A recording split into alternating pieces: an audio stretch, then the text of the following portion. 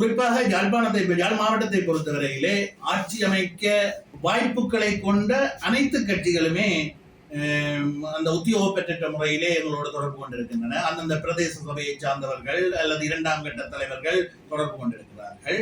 அதிலே நான் ஏற்கனவே சொன்ன போன்று தமிழ் தேசிய பேரவை என்று சொல்லப்படுகின்ற கட்சியை பிரதிநிதித்துவப்படுத்தி சில உள்ளூராட்சி மன்றங்களிலே வெற்றி பெற்றவர்கள் கூட தொடர்பு கொண்டிருக்கிறார்கள்.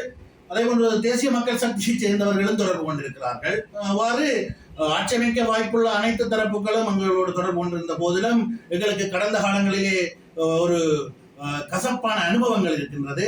உத்தியோக பெற்ற முறையிலே ஆதரவை கேட்காத சூழலிலே ஒரு நல்லெண்ண அடிப்படையிலே ஆதரவை வழங்கிவிட்டு பின்னர் அவர்கள் அந்த ஆதரவை எள்ளி நகையாடியதையும் ஒரு சிறுபிள்ளைத்தனமாக கையாண்ட வரலாறு இருக்கு. அவ்வாறான கசப்பான அனுபவங்கள் இன்னும் பல இருக்கின்ற சூழலிலே நாங்கள் இந்த இடத்திலே உறுதியாக இருக்கின்றோம். இந்த இரண்டு தரப்புகளையும் சேர்ந்த இன்னொரு தரப்பு உத்தியோகபூர்வமாக அந்த ஆதரவை கூற பட்சத்தில் அதற்கான ஆதரவை பரிசீலிப்பது.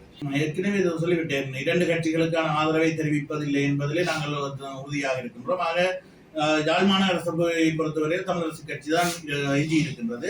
தமிழரசு கட்சி உத்தியோகபூர்வமான முறையிலே அணுகும் பட்சத்தில் அது தொடர்பிலே பரிசீலிக்கும்.